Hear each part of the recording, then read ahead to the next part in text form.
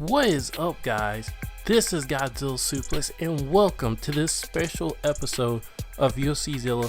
We'll be covering one of the biggest matchups of the year, UFC 244, Masvidal versus Diaz for the BMF title. Guys, this is gonna be absolutely amazing card. If there are no injuries, this is definitely gonna be best card of the year. The matchups are phenomenal. The main event is the biggest we've seen since Conor McGregor versus Khabib all the way back in October, and it's so big even The Rock is gonna present the title. So guys, this is the best time to be an MMA fan. The hype is all in the air for this matchup. So now let's get into the predictions for this card, starting off with the Black Beast Derek Lewis versus Blagoy Ivanov. This matchup in the heavyweight division is going to be one of the most hard-hitting fights on this card. The Black Beast Derek Lewis is trying to rebound off of two really bad losses, and Ivanov is trying to continue his streak up to the heavyweight title. And let's get to the fire goals in this matchup, starting off with Ivanov. As I said, been climbing up the card, and now he faces the Black Beast rebounding off a loss. He needs to use his defensive technical striking. One of the best things he's done in his wins is keep a tight pace where it's really hard for power punchers to hit him, and he'll duck and weave and duck his head, sort of like Daniel Cormier, and dodge the punches and come back with some really sharp punches and hooks. This is what he needs to do against Derek Lewis. Seeing that he is such a power puncher, he can change the fight in one punch and constantly doesn't stop once he smells blood in the water. So frustrating him with the technical aspects of this fight, constant leg kicks, forcing Derek Lewis to have to be in a defensive form will only show Derek Lewis's weaknesses, where Blagoy can just really go off, keep touching him, frustrating him, opening up for shots, and maybe even getting a knockout victory. But for Derek Lewis on the opposite end, he really needs to have somewhat of a technical style in this fight. Blagoy is not going to be one of these guys that you can just hit and he's going to get to a slug out with you. He's going to do perfect counters, kicks to the leg. He is going to be the most technical fighter, I think, since Junior Dos Santos Derek Lewis has ever faced. So in order to counter that, he's got to come up with a little bit of a technical style, a little bit of a tight style to force Blake up to change his strategy from keeping trying to nag at Derek Lewis different ligaments, such as his leg or his head or his arms. So to keep him from doing that and taking really risky punches, he's got to put him up against the cage, corner him,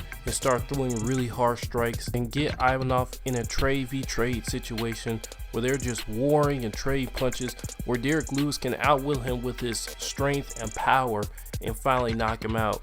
So what is my prediction for this matchup? I mean, the first round I think is going to tell it all about this match. Even though Derek Lewis can come back, whatever form Derek Lewis takes in this fight, if it's a technical style or if it's a sloppy opening, will tell the tale of this fight, because if he comes out sloppy, Ivanov is going to pick him apart the whole fight. But if he comes out technical, even up to the last second of this fight, Derek Lewis can get the knockout. But just my prediction, he's going to come out sloppy. He doesn't seem like a guy that takes his training seriously, and Ivanov is going to pick him apart to a decision victory.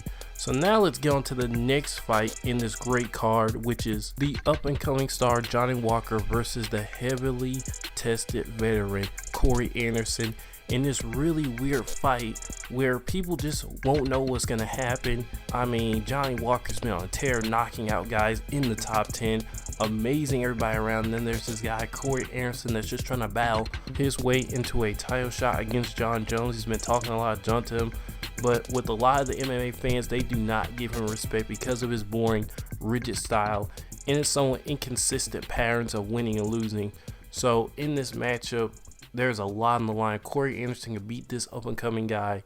He will skyrocket towards the top to fight Jon Jones. But if Johnny Walker wins and beats this heavily established veteran, it is going to send shockwaves through that division and probably catapult him further to a title shot. So now let's get into the fire goals, starting off with Corey Anderson. What does he need to do to beat this up-and-coming fighter, Johnny Walker? And I know a lot of people have not been able to dissect Johnny Walker like that because he's just been knocking these fools out so fast with his weird style and just fluid movement for somebody being that tall for the division, much like Jon Jones, but just really more just outgoing with his style.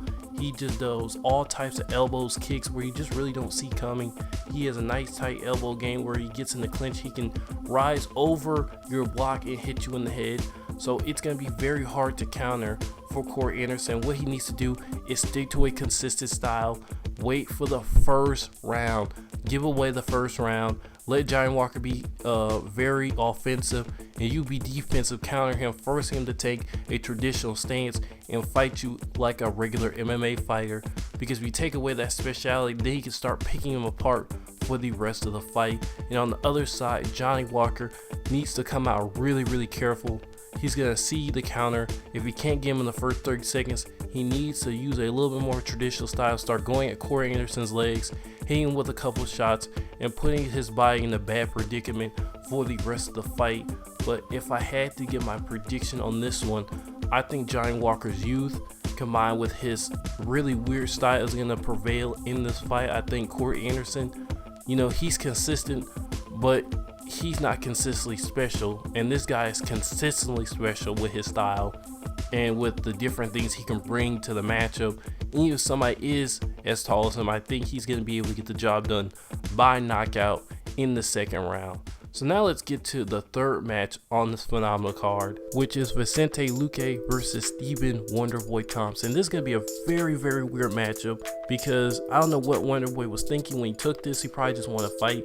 But this is a bad matchup for him because Vicente Luque is basically the welterweight equivalent of Paulo Acosta, and these guys are tough. He took on Mike Perry and beat him and broke his nose. He beat Barberena in the craziest fight I think I've ever seen that might win fight of the year. And to even think about getting in the ring with this guy, I gotta give props to Stephen Thompson, especially getting knocked out by a smaller guy, Anthony Pettis, who's a savage in his own right. But now let's just get into the fire goals. And let's start off with Vicente Luque because it's so simple. For Vicente, press forward, don't worry about the leg kicks, protect your head, and go straight at this guy like a raging bull. Corner him in the corner, just throw all power shots, break through his guard, kick him in the stomach, and try to really knock him out and press to knock him out in that first round. Take him off his pace, have him pedaling on his back foot, and do not let it up at all for the whole fight. And if he can do that, I think he will have a great chance of winning. But here, let's get to the bigger mystery. What does Stephen Wonderboy Thompson do against a tank like Vicente Luque? Because unlike these previous matchups that he's gotten, it's going to be hard to pick off this guy because he's going to be coming straight forward the whole time. And the best advice if I could give Wonderboy is to constantly counter like crazy, make him pay for using that forward pressure style. Kick him in the legs whenever you can. Whenever he can, kick him in the legs once he gets a little space. Use middle kicks and really try to counter him because he's going to try to come in reckless and knock you out. Use strong head movement and counter him and force him to give you space, because once Stephen Wonderboy gets space and is able to do the different angles of leg kick and punches, it is going to be very hard for Vicente Luque to get back inside again because he's so well rounded with his kicks and placing where they need to go. But if I had to give a prediction for this matchup, it's clearly Vicente Luque. I don't know how in the world Stephen Wonderboy Thompson is going to get any space from this guy. He's going to press forward like a monster and come in like Superman, just try to knock him out, because there's really nothing I could see that could take out, Vicente Luque, which what Wonderboy has, because he's faced the toughest guys in the division and they can't even knock him out. And it's just impossible for me to see how Stephen Wonderboy Thompson can even win this matchup, even with a kick to the head. He could probably take that straight up. He took knees to the head. So Stephen Wonderboy Thompson, this really seems like a suicide mission for him. But clearly, I think Vicente Luque is going to take it home. So now let's get to what I think is going to be the co-main event of this card, which is Kevin Gastelum versus Darren Till. Darren Till is moving up in weight finally. The weight cut was too bad for him, and he lost to the guy who's fighting in the main event, George Masvidal, by knockout. And, the weight cutting was just a huge issue. So now, in this new division, he's facing a really tough matchup, which is Kevin Gastelum, who's a wrestler. And all I gotta say is that this matchup is going to be very big for Darren Till's legacy, because if he can pull off this upset, he will skyrocket to the top of the middleweight division and will be in arm's reach of a title shot against the current champion Robert Whittaker. But on the other side, trying to get that fight with Robert Whittaker back, or Israel Adesanya, depending on who wins that championship fight, is Kevin Gastelum. He did lose to Israel Adesanya, so if he's able to win this fight, it will propel him back into that state, and he'll probably fight Paulo Acosta for a chance at the title. So both of these guys have title aspirations on the line in this co-main event fight. And let's just get to the fire goals now. Starting off with Darren Till, what does he need to do to win this fight and try to get to the top to win that title shot? And that is, he needs to keep this fight on the feet at all costs. This is a new division, these guys hit hard, so he's gonna have to stay on his toes in the first round, feel out Gastelum's power, what he can do, and then the second round, try to go to work to win this fight on the feet. You know, keep tagging him over and over again. We know Darren Till is very good at keeping a high pace, and try to win by decision or third round knockout. Do not try to risk a first round knockout, because when you try to risk it, Kevin Gastelum can take you down and change the complexity of the fight. But on the other side, what does Kevin Gastelum need to do? He needs to feel out what Darren Till can do and try to take that first round by takedown. You know, sap his energy. You know, he's going to have some renewed power in this division. Take that away, take him down, throw off his strike pacing, and try to just take him down over and over and knock him out on the ground via ground and pound. But what do I predict is going to happen? I'm going to go a little gutsy on this one. Kevin Gastelum's a good fighter, but I think Darren Till's talent has showed that he can be a very good fighter. And I think at this weight, he's going to throw harder punches. He's going to be very accurate, as we've seen in the lower divisions where he's had to cut a lot of weight. And he's going to knock out Gastelum in the second round. I know that's very gutsy. I know a lot of Gastelum fans are not going to like it. But that is my prediction for this fight. And now it comes to the glorious main event for the BMF title. Nate the Gangster Diaz versus Street Jesus George Masvidal. I mean, guys, this is a huge matchup. Nate Diaz called this out personally. And man, this is just a phenomenal fight in general. I mean, let's just get to the fire goals, because we already know what's at stake. A whole street cred title. And let's just start off with George Masvidal. You know, he's on the come up after knocking out Darren Till in gangster style, and then turning around and knocking out Ben Askren, handing him his first loss in 21 fights, which catapulted him into this fight we have today. Nate Diaz personally called him out, saying that he was the baddest dude in the division, and if he's able to win this fight, he is going to get that title shot against Colby or Usman, whoever wins that fight, and possibly by mid next year have his hands on a UFC championship. So in this fight against the legend Nate Diaz, he has to have stamina.